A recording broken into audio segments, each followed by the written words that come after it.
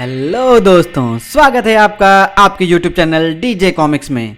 तो चलिए दोस्तों शुरू करते हैं सुपर कमांडो ध्रुव की एक और कॉमिक्स रूहों का शिकंजा के साथ। दिन की रोशनी में हम जिन चीज़ों पर हंसते हैं, रात के सन्नाटे में वही चीज़ें हमारे होशो हवास गुम कर देती हैं। ऐसे ही कुछ दृश्य जब रात के सन्नाटे में नजर आते हैं तो फर्क करना मुश्किल हो जाता है कि हम सपने में जाग रहे हैं या जागते हुए सपना देख रहे हैं। ऐसी घटनाएं किसी के भी साथ कहीं पर भी घट सकती है। मापाल देश के राजभवन में लेटे ध्रुव के साथ भी।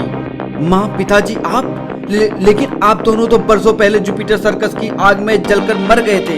यह कहना मुश्किल है कि भूत प्रेत वास्तव में होते हैं या नहीं। कई लोग तो बिना कभी देखे ही भूतों पर यकीन कर लेते हैं, लेकिन कुछ लोगों को अपनी आंखों से भूत प्रेत देखने के बावजूद भी उन पर यकीन नहीं आता। तैयारी में कोई कमी तो नहीं है ना पवन? मानवेंद्र जी हमारे पड़ोसी देश मापाल के राष्ट्रपति होने के साथ ही हमारे गहरे मित्र भी हैं। आप निश्चिंत रहिए प्रधानमंत्री जी, मैंने कोई कोर कसर नहीं उठा रखी है। विशाल जंबो जेट बड़ी सुगमता से हवाई पट्टी पर उतर आया। विमान का दरवाजा खुला और मापाल के राष्ट्रपति मानवेंद्र मुस्कुराते हुए बाहर निकले। भारत में आपका स्वागत है माननीय राष्ट्रपति जी। धन्यवाद प्रधानमंत्री जी, मुझे भी भारत आकर। अचानक तभी राष्ट्रपति मानवेंद्र जी के नीचे उतरते पैर बुरी तरह से लड़खड़ाए और वे सीढ़ियों पर लुढ़कते चले गए। राष्ट्रपति मानवेंद्र के साथ आए मापाली सेना के जनरल बिलाल और राष्ट्रपति के पर्सनल डॉक्टर थापा तेजी से उनकी तरफ लपके। श्रीमान, मैं देखता हूँ। तुरंत ही एयरपोर्ट की एम्बुलेंस घटनास्थल पर आ लगी। चिंता की बात नहीं है, दिल की धड़कन एकदम सामान्य है। इनको तुरंत अस्पताल पहुंचाना होगा, एक एक क्षण कीमती है। आप एम्बुलेंस में इनके साथ ही जाइए डॉक्टर थापा। अस्पताल कर्मियों ने एक पल भी नष्ट नहीं किया। चिंता की कोई बात नहीं है सर, डॉक्टर थापा बहुत काबिल डॉक्टर हैं। वे राष्ट्रपति जी को कुछ भी नहीं होने देंगे। लेकिन एकदम से राष्ट्रपति जी को ऐसा क्या हो गया? सवाल सुनते ही जनरल बिलाल का चेहरा गंभीर हो गया। राष्ट्रपति जी की यह हालत उसी समस्या के कारण है जिसको सुलझाने के लिए वे मदद मांगने आपके पास आए हैं। हम जो भी कर सकते हैं जरूर करेंगे, परंतु समस्या क्या है? आत्माएं। राष्ट्रपति जी के अनुसार उनको उनके मृत संबंधियों की आत्माएं तंग करती हैं। वे कई हफ्तों से ठीक तरह से नहीं सो सके हैं। नींद के इंजेक्शन भी उन पर ज्यादा असर नहीं करते। आज भी शायद वे नींद की कमी से ही बेहोश हो गए थे। उनकी इस हालत के कारण ही मैं खुद उनका अंगरक्षक बनकर साथ आया हूँ। आइए हम भी अस्पताल चलते हैं। और फिर अस्पताल के एकांत में। तो जनरल बिलाल ने तुमको मेरी समस्या के बारे में पहले ही बता दिया है। मैं यहाँ पर राष्ट्रपति नहीं बल्कि एक दोस्त की हैसियत से आया हूँ। मैं अपनी शक्ति भर तुम्हारी हर मदद करूंगा। तुम मुझे पूरी बात विस्तार से बताओ मानवेंद्र। तो सुनो, लगभग 2 महीने पहले की बात है। एक रात जब मैं देर तक कुछ अर्जेंट काम निपटा रहा था, तभी मेरे पीछे से एक आवाज आई। मानू सुनो। मुझे मेरी पत्नी रत्ना के अलावा और कोई इस नाम से नहीं बुलाता। मैं चौंक कर घूमा। मेरे सामने वास्तव में मेरी पत्नी खड़ी थी। और तुम जानते ही हो कि मेरी पत्नी को मरे हुए साल भर हो चुका है। मेरी जुबान जैसे लकड़ी सी हो गई थी। रत्ना, तुम? वह सिर्फ मुस्कुराई और मुझे अपने पास आने का इशारा करती हुई वह बालकनी की तरफ बढ़ी। वह बिल्कुल असली लग रही थी। मैं पागलों की तरह उसके पीछे लपका। वह तब तक दरवाजे से बाहर निकल चुकी थी। मैं बालकनी पर जब पहुंचा तो जो कुछ मैंने देखा वह मुझे पागल बना देने के लिए काफी था। रत्ना धीरे धीरे हवा पर चलती हुई मुझसे दूर जा रही थी। उसकी आकृति भी न जाने क्यों धुंधली पड़ती जा रही थी। मेरा सिर चकराने लगा। लड़खड़ाते कदमों से मैं कमरे में आने के लिए वापस मुड़ा और डर के मारे मेरे पैर जड़ हो गए। कमरे में मेरी कुर्सी पर बैठे हुए बरसों पहले मर चुके मेरे पिता मुझे अपने पास आने का इशारा कर रहे थे। मेरा पहले से चकराता सिर और ज्यादा चकराने लगा। उसके बाद क्या हुआ मुझे याद नहीं। जब मुझे होश आया तो मेरा बदन बुखार से तप रहा था। मेरे पर्सनल डॉक्टर थापा के काबिल देखरेख में मैं जल्द ही ठीक हो गया। लेकिन उसके बाद से यह लगभग रोज का वाकया हो गया। मेरे अंगरक्षक मेरे कक्ष में ही सोने लगे, लेकिन आश्चर्य की बात यह है कि वे आकृतियां उनको नहीं दिखाई पड़ती थीं। पूरी नींद न मिल पाने के कारण मेरी दिमागी हालत भी डवाडोल होने लगी। मैं चिड़चिड़ा हो गया। पूरे देश में तो यह अफवाह फैली है कि मैं पागल हो गया हूँ। मापाल में स्थिति विस्फोटक है। किसी भी वक्त देश में संवैधानिक संकट उत्पन्न हो सकता है। अब तक तो जनरल बिलाल ने सेना की मदद से स्थिति संभाली हुई है, लेकिन क्रांति का बिगुल कभी भी बच सकता है। समझा। अब तुम यह बताओ कि मैं इसमें तुम्हारी क्या मदद कर सकता हूँ? भूत प्रेतों पर मुझे यकीन नहीं है। मुझे पूरा विश्वास है कि यह सब मेरे खिलाफ रचे गए किसी षड्यंत्र का एक हिस्सा है। मुझे एक ऐसा व्यक्ति चाहिए जो षड्यंत्रकारियों को बेनकाब करके मेरे देश को इस दलदल से निकाल सके। लगता है तुम ऐसे किसी खास आदमी के बारे में पहले से ही सोच कर आए हो। कौन है वो सुपरमैन? वही one man army super commando Dhruv, जिसने अभी हाल में ही हिमालय पर दुश्मन सेना का अकेले ही सफाया कर दिया था। मैं भी ध्रुव के ही बारे में सोच रहा था। वह ऐसे कामों के लिए बिल्कुल उपयुक्त व्यक्ति है। मेरे ख्याल से मेरा कहना वह कभी नहीं टालेगा। मैं उसको अभी बुलवाता हूँ। और ध्रुव ने अपने प्रधानमंत्री का कहना नहीं टाला। भारत की यात्रा के बाद जब राष्ट्रपति मानवेंद्र मापाल पहुंचे तो ध्रुव उनके साथ था। आओ ध्रुव, यह राजभवन है, यानी मापाल का राष्ट्रपति भवन। ऊपर की मंजिल पर दाहिनी तरफ हमारा निवास स्थान है। बहुत ही सुंदर राजभवन है। आओ अब अंदर चलें। यह गेस्ट क्वार्टर है। तुम यहाँ नहा धोकर तैयार हो लो। बाकी बातें हम डिनर पर करेंगे। जैसी आपकी इच्छा श्रीमान। रात को डिनर के बाद जब ध्रुव और राष्ट्रपति अकेले रह गए तब, श्रीमान आपने इस काम के लिए भारत से सहायता क्यों मांगी? यह काम तो आपकी खुफिया एजेंसी भी कर सकती थी। हाँ, लेकिन षड्यंत्रकारियों की खुफिया एजेंसी में कितनी गहरी घुसपैठ है यह हमको नहीं पता, इसलिए हम उन पर भरोसा नहीं कर सकते। यह तो स्पष्ट है कि अगर यह षड्यंत्र है तो यह आपको राष्ट्रपति पद से हटाने के लिए है। आपके हट जाने से सबसे ज्यादा फायदा किसको होगा? मेरे ख्याल से सबसे ज्यादा फायदा हमारे विरोधी पार्टी के नेता नागफन भंडारी को होगा। कैसे? देखो, अगले चुनाव कुछ ही महीनों में होने वाला है। अगर जनता को शक हो गया कि मेरा दिमाग खराब हो गया है तो मेरी पार्टी चुनाव हार जाएगी और हमारा प्रमुख विरोधी पार्टी चुनाव आसानी से जीत जाएगी और नागफन भंडारी उस पार्टी का अध्यक्ष होने के कारण राष्ट्रपति बन जाएगा। तो अब हमारा पहला काम। मानू, एक सर्द आवाज पीछे से उभरी। राष्ट्रपति आवाज सुनते ही बुरी तरह से भयभीत हो उठे। वही है मेरी पत्नी। देखो ध्रुव, देखो। आओ मानू, मेरे पास आ जाओ। आवाज तो मैं भी सुन रहा हूँ पर कोई दिखाई नहीं पड़ रहा है। दिखाई पड़ तो रही है। देखो, वह उस गोल टेबल के पास खड़ी है। देखो, दिखी? कहाँ श्रीमान, कहाँ? मुझे तो कुछ नहीं दिख रहा है। यह आपके मन का वहम है। तभी गोल टेबल एक झटके से गिर गई। यह क्या? टेबल कैसे गिर गई? वही थी। आह, मुझे बचा लो, वो मुझे अपने साथ। श्रीमान, लेकिन राष्ट्रपति मानवेंद्र बेहोश हो चुके थे। राष्ट्रपति जी तो बेहोश हो गए। मुझे तुरंत कॉल बेल बजाकर मदद। अरे, दरवाजे के बाहर कोई खड़ा हुआ है, यानी कोई हमारी जासूसी कर रहा है। ध्रुव ने एक झटके से दरवाजा खोला। वह भाग रहा है। लगता है उसने मेरे आने की आहट सुन ली है। रुक जाओ वरना। उस व्यक्ति ने पल भर के लिए पीछे मुड़कर देखा और उसके हाथ की ट्रे से दूध से भरे 2 गिलास नीचे आ गिरे। उसका अगला कदम जमीन पर गिरे चिकने दूध पर पड़ा और उसका पैर फिसला और उसका शरीर मुंडेर पार करता हुआ पथरीले फर्श पर आ गिरा। तभी पूरा कॉरिडोर भागते कदमों की आहट से भर गया। क्या हुआ ध्रुव? जनरल बिलाल, आप तुरंत डॉक्टर थापा को बुलाइए। राष्ट्रपति जी अपने कक्ष में बेहोश पड़े हैं। उनको फिर से आत्माएं दिखाई पड़ी थी। सिपाही, डॉक्टर थापा को नीचे से तुरंत बुला कर लाओ। जो आ गया सर। नीचे से? क्या डॉक्टर थापा यही राजभवन में ही रहते हैं? हाँ, जब से राष्ट्रपति जी की तबीयत खराब हुई है तब से उन्होंने राष्ट्रपति जी के नजदीक रहना ही तय किया है। पर अभी चीखा कौन था? वाह, माय गॉड, यह तो मानसून है, राष्ट्रपति जी का निजी सचिव। लेकिन वह गिरा कैसे? यह शायद हम पर जासूसी कर रहा था। जब मैं बाहर आया तो यह मुझे देखकर भागा। इसके हाथ में दूध के 2 गिलास थे। वे इसके हाथ से छूट गए और यह उसी दूध पर फिसलकर नीचे आ गिरा। ओह, लेकिन यह तो इसकी रोज का नियम था। राष्ट्रपति जी की यह रोज रात दूध देने जाता था और फिर उनकी इजाजत लेकर अपने घर जाता था। यह डर कर भागा तो जरूर होगा, लेकिन तुमको देखकर नहीं बल्कि कुछ और देखकर। आपका मतलब है कि आत्माएं देखकर? ओ, आइए राष्ट्रपति को देखने चलें। राष्ट्रपति जी अब कैसे हैं डॉक्टर थापा? ठीक है, मैंने इनको नींद का इंजेक्शन दे दिया है। अब मेरे ख्याल से आप लोगों को इन्हें आराम करने देना चाहिए। तभी ध्रुव की नजरें कमरे में गिरी गोल टेबल पर पड़ी और वह चौंक उठा। यह क्या है जनरल? यह एक विशेष प्रकार का धागा है। इसे जादू टोनों में इस्तेमाल किया जाता है।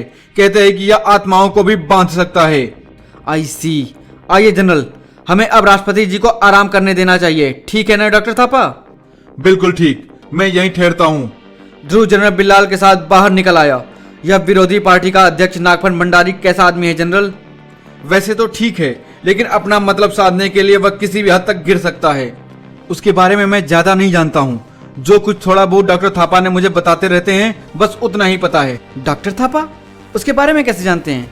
क्योंकि डॉक्टर थापा नागफन भंडारी के भी पर्सनल डॉक्टर रह चुके हैं। ओह, अब धागों की छोर आपस में मिल रहे हैं। यह तुम्हारा बेडरूम है ध्रुव, अब तुम भी थोड़ा आराम कर लो। मैं तो आजकल रात भर राजभवन पर खुद ही ड्यूटी दे रहा हूँ। यह तुमने किसकी फोटो लगा रखी है ध्रुव? मेरे माता पिता राधा और श्याम की। अब ये इस दुनिया में नहीं है। ओह, आई एम सॉरी, लेकिन तुम तो आईजी राजन के बेटे हो ना? फिर ये तुम्हारे माता पिता कैसे हुए? आईजी राजन ने मुझे गोद लिया है, लेकिन वे किसी भी हालत में मेरे असली पिता से कम नहीं हैं। ओह, यह मुझे पता नहीं था। अच्छा, good night Dhruv. Good night general. General Bilal तो चले गए, लेकिन नींद ध्रुव की आंखों से कोसों दूर थी। राष्ट्रपति जी को अगर अपनी पत्नी की आत्मा दिखाई पड़ी तो मुझे क्यों नहीं दिखी? उनको कुछ दिखा तो जरूर था, क्योंकि आवाज मैंने भी सुनी थी। और यह गोल टेबल कैसे गिर गई? राष्ट्रपति जी का सचिव मानसून अगर जिंदा रहता तो शायद काफी कुछ पता चल सकता था, लेकिन कम से कम एक बात तो पता चली कि डॉक्टर थापा राष्ट्रपति जी के दुश्मन नागफन भंडारी के पुराने दोस्त हैं। यह भी हो सकता है कि डॉक्टर थापा नागफन भंडारी के इशारे पर राष्ट्रपति जी की कुछ ऐसी नशीली दवाएं दे रहा हो जिससे उनकी दिमागी हालत क्रमशः बिगड़ती जा रही हो। कल इस नागफन भंडारी से मिलना ही पड़ेगा। लेकिन नागफन भंडारी का नाम उसके माता पिता ने काफी सोच समझ कर रखा था, क्योंकि अगले दिन। इसमें मैं तुम्हारी क्या मदद कर सकता हूँ? कहो तो कुछ पागल खानों के पते लिख कर दे दूं? आपको यह कहते शर्म आनी चाहिए भंडारी जी।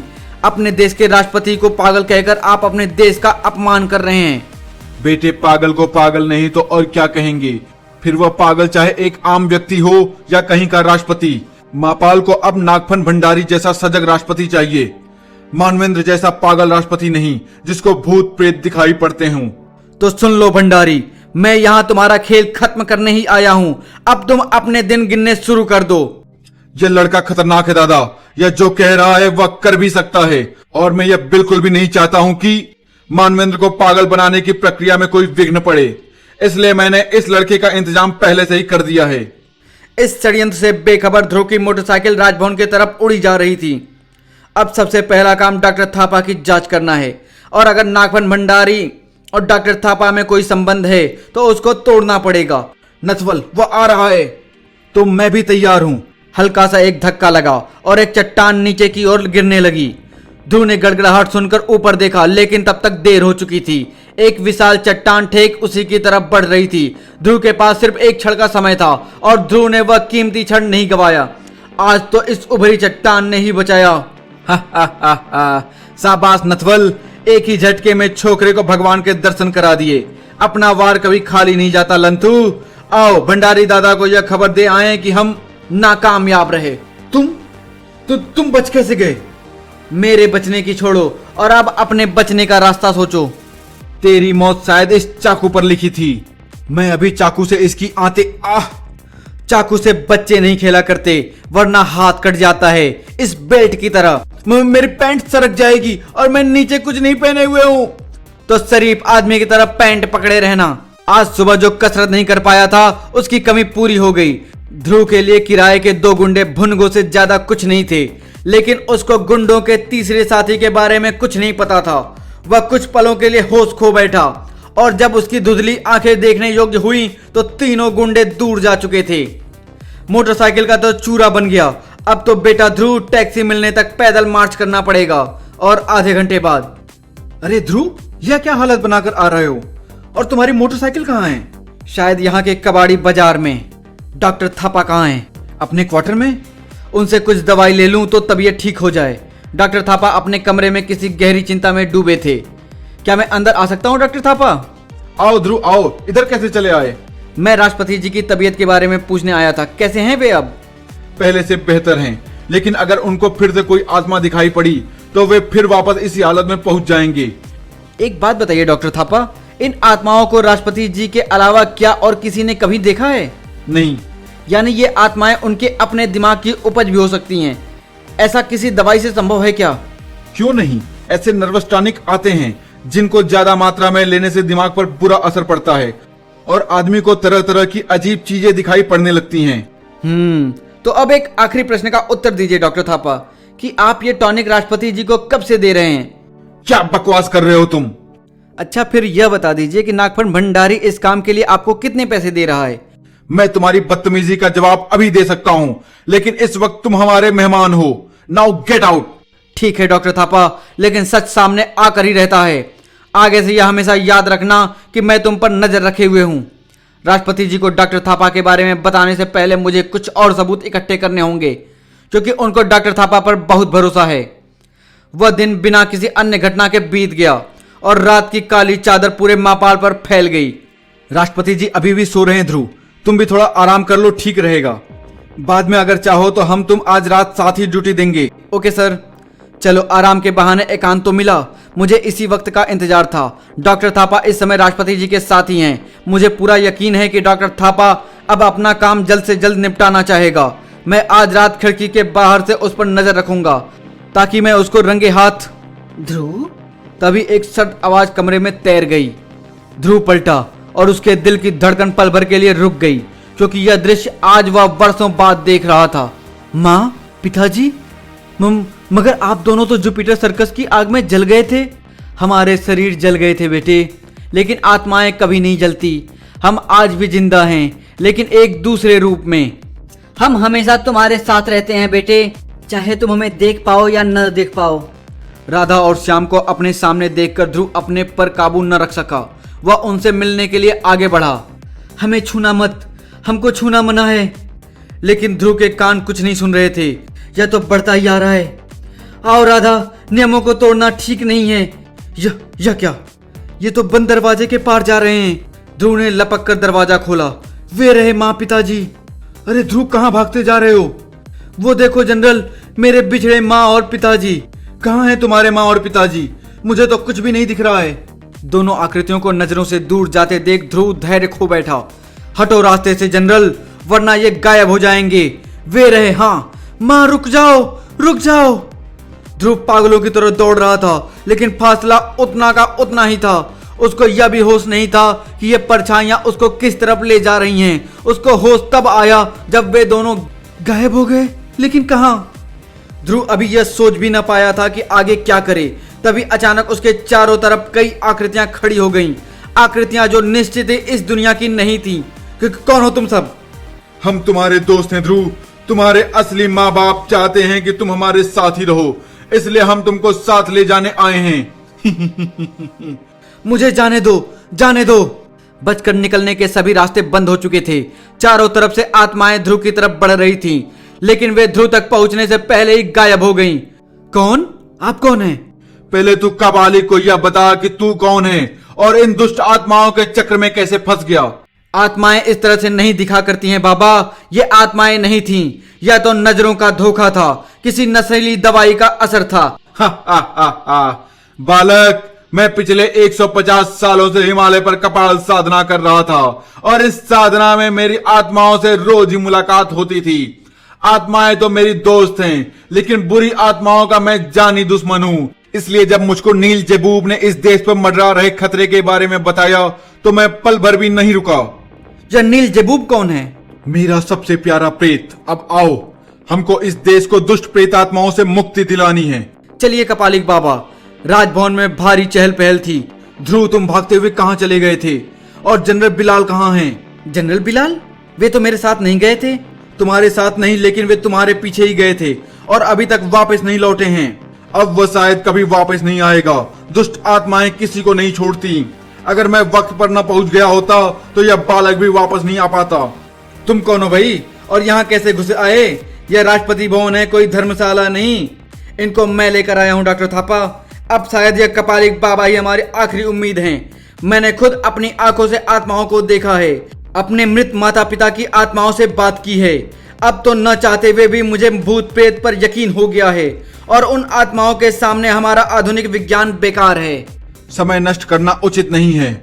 मुझे शीघ्रता से राष्ट्रपति के पास ले चलो। लेकिन वे अभी बीमार। चुप रहो। कपालिक का रौद्र रूप देखकर डॉक्टर थापा के हिम्मत जवाब दे गई। आओ बालक, मुझे यहाँ पर दुष्ट आत्माओं का आभास हो रहा है।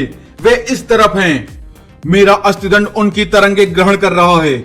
आश्चर्य, यह तो अपने आप राष्ट्रपति जी के कक्ष की तरफ जा रहा है। सहसा कपालिक रुक गया। आत्माएं इस कक्ष में हैं। आप तो चमत्कारी हैं बाबा। यही राष्ट्रपति जी का कमरा है। सुनो, अगर तुम्हारे अनुष्ठानों से राष्ट्रपति जी को जरा सा भी नुकसान पहुंचा तो इसको शांत कर बालक, वरना मैं इसको भस्म कर दूंगा। शांत रहिए डॉक्टर थापा। कपालिक बाबा राष्ट्रपति की मदद करने आए हैं। उनको नुकसान पहुंचाने का इनका कोई इरादा नहीं है। राष्ट्रपति मानवेंद्र भी यह दृश्य देखकर चौंक उठे। यह क्या हो रहा है? कौन हो तुम? इनको मैं लाया हूं श्रीमान। ये एक महान कपालिक हैं। ये उन सारी दुष्ट आत्माओं को कैद कर लेंगे जो आपके संबंधियों के रूप धरकर आपको तंग करती हैं। यह तुम बोल रहे हो ध्रुव? तुमको इन बातों पर कब से यकीन हो गया? तुम तभी कपालिक ने चीख कर अपना अस्थि दंड उठाया वह है, और सामने एक स्त्री प्रकट हो गई। और वह है मेरी पत्नी और मेरे पिता। तुम्हारा खेल खत्म हुआ गंदी आत्माओं। अब तुम अपने भयंकर अंजाम के लिए तैयार हो जाओ। कपालिक का हाथ हवा में उठा, लेकिन वे दोनों रहस्यमय आकृतियां सिर्फ हंसी। हा हा हा हा हा हा हा हा हा हा। उनके जुड़े हुए हाथों से एक पीली किरणें निकली और कपालिक चीख कर दूर जा गिरा। कपालिक क्रोध से पागल हो गया। तुम्हारी ये हिम्मत, मैं अभी तुमको भस्म। जुड़े हुए हाथों से रोशनी की एक और पीली किरणें निकली। आऊ! इस बार का वार और ज्यादा ताकतवर था। दोनों आकृतियां फिर से हंसी और गायब होने लगीं। ये दोनों तो गायब हो रहे हैं। ये आत्माएं बहुत शक्तिशाली हैं। मैं इस तरह से इनको वश में नहीं कर सकता। डॉक्टर थापा और राष्ट्रपति जी भी यह घटनाएं देखकर प्रभावित हो गए। तो फिर ये कैसे वश में आएंगे महाराज? इसके लिए मुझे इसी कक्ष में राष्ट्रपति के साथ एकांत में एक विशेष अनुष्ठान करना पड़ेगा। उससे मुझको वह शक्ति प्राप्त होगी जिससे ये आत्माएं मेरे वश में आ जाएंगी। कहिए आप लोग राजी हैं? हाँ हाँ, मैं एकदम तैयार हूँ। जो कुछ चाहिए बताओ, मैं सब ला कर दूंगा। तुम्हारा क्या कहना है बालक?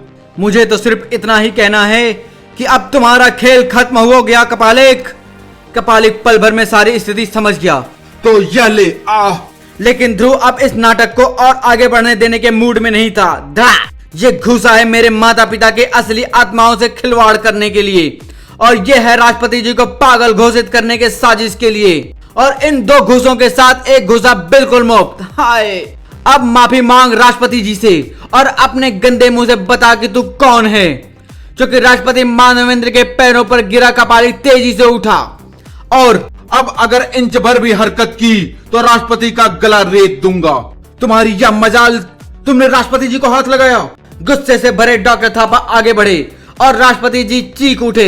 उनके गले से खून की एक पतली लकीर नीचे की ओर बह चली। यह सिर्फ नमूना है दोस्तों। अगली बार पूरा चाकू गर्दन में घुसेड़ दूंगा। अब माननीय राष्ट्रपति जी मुझको मेरे हेलीकॉप्टर तक आदर सहित पहुंचाएंगे। मैं अपने स्कीम पर इस तरह से पानी नहीं फिरने दूंगा। तभी न जाने कैसे बगल की टेबल पर रखी एक भारी मूर्ति अचानक हिली और कई किलो का वजन कपालिक के हाथों पर आ गिरा।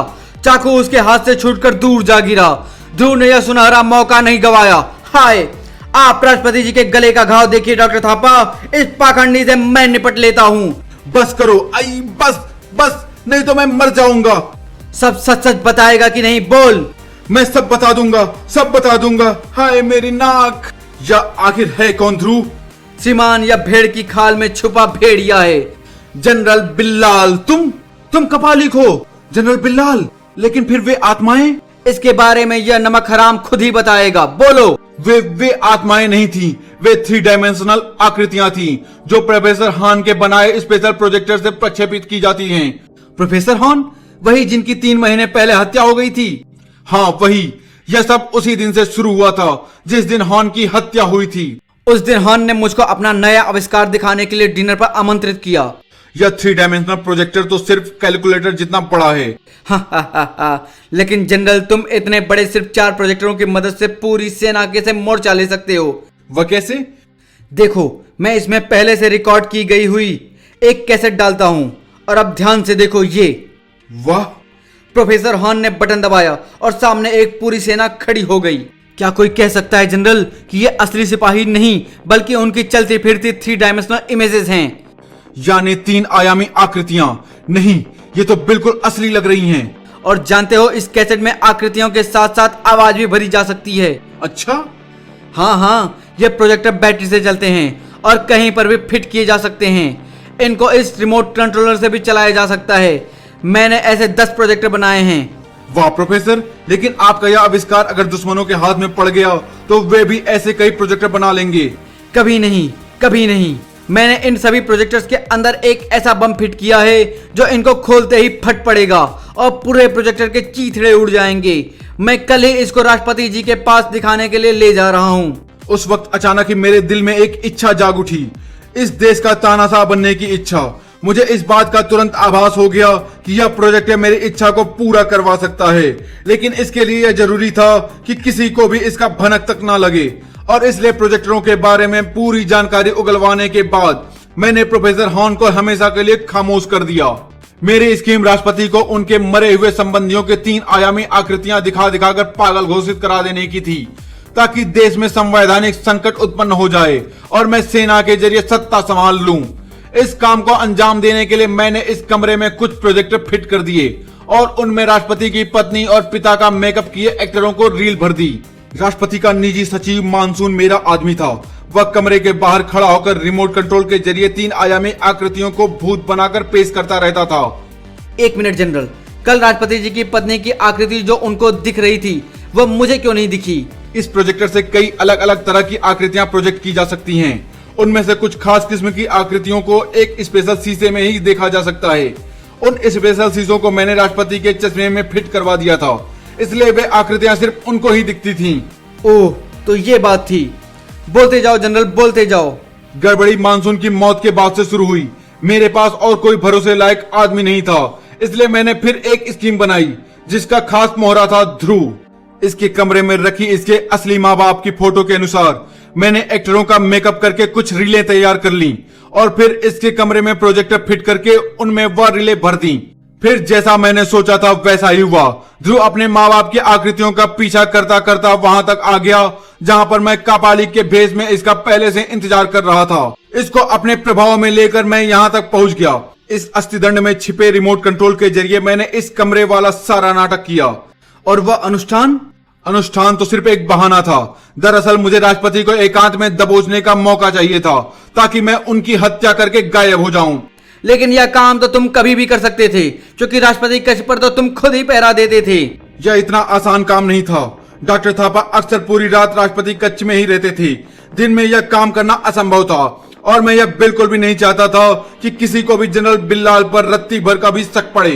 राष्ट्रपति की हत्या के बाद लोग आत्माओं पर शक करते रह जाते। अगर किसी को कपालिक पर शक होता भी तो कपालिक उनको कभी न मिलता, क्योंकि कपालिक तब तक वापस जनरल बिल्लाल बन चुका होता। वाह, तुमने मेरी हत्या की कोशिश तो जरूर की बिल्लाल, लेकिन तुमने जो स्कीम बनाई वह वाकई काबिले तारीफ थी। और फिर बाद में तुमने सिर्फ मुझ पर ही नहीं बल्कि पूरे मापाल पर अपने एहसानों का बोझ लाद दिया है ध्रुव। एहसान कैसा श्रीमान? यह तो मेरा कर्तव्य था। जो भी कह लो, लेकिन तुमने 2 ही दिनों में यह सब कैसे कर दिखाया? शक तो मुझे पहले दिन ही हो गया था जब आपके कमरे की गोल टेबल अपने आप पलट गई थी। जब मैंने उसके पाए में एक धागा बंधा देखा तो मैं समझ गया कि किसी ने बाहर से डोरी खींचकर टेबल को पलटाया है। बाहर आकर मानसून को भागते देखकर मेरा शक और पक्का हो गया। मैं समझ गया कि इन आत्माओं के पीछे आदमियों का ही हाथ है। शुरू से मेरा सारा शक नागपन भंडारी और डॉक्टर थापा पर था। मेरा ख्याल यह था कि चूंकि आत्माएं सिर्फ आपको ही दिखती हैं, इसलिए वे किसी दवा का नतीजा भी हो सकता है और ऐसी दवाई आपको सिर्फ डॉक्टर थापा ही दे सकते थे। लेकिन कल रात को जब मुझे भी आत्माएं दिखाई पड़ी तो मेरा विचार एक झटके से बदल गया। मैंने तय किया कि मैं भी ऐसा दिखावा करूं जैसे मुझे भी आत्माओं पर यकीन हो गया है। मेरी योजना सफल भी रही। कपालिक के रूप में जनरल बिल्लाल ने यही समझा कि मैं उसके चक्कर में फंस चुका हूं, लेकिन असलियत यह थी कि जनरल बिल्लाल मेरे चक्कर में फंस रहा था। जनरल बिल्लाल को तुमने पहचाना कैसे? मैं और डॉक्टर थापा तो उसको बिल्कुल नहीं पहचान पाए थे।